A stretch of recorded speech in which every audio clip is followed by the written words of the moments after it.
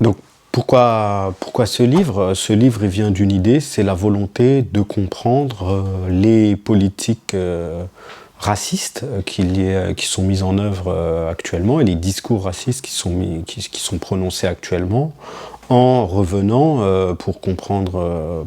ça à l'histoire longue, à l'histoire coloniale longue qu'on peut faire remonter à 1492 avec deux phénomènes parallèles. C'est la politique génocidaire mise en place à l'égard des Amérindiens et l'esclavage des Africains sur le continent américain. Et parallèlement, la racialisation des Juifs et des musulmans qui vivaient dans la péninsule ibérique. À partir de cette double logique, la question de la structuration de la race comme phénomène social et politique se met en place en Occident et donc à partir de là va avoir des répercussions notamment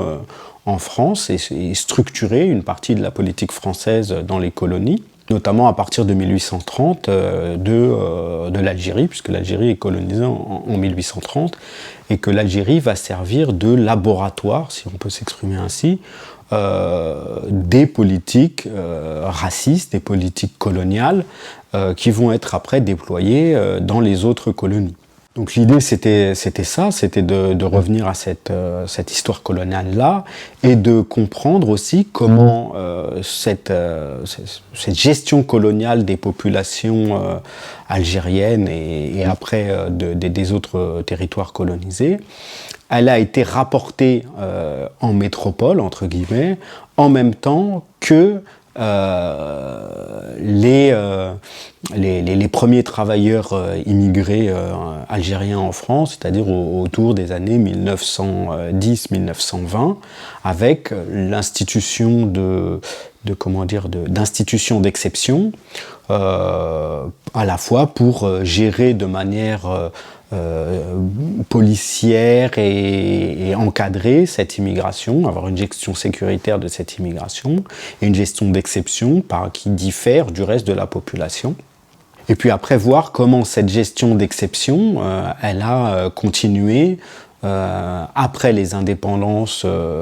vis-à-vis des populations non blanches, c'est-à-dire d'origine extra-européenne.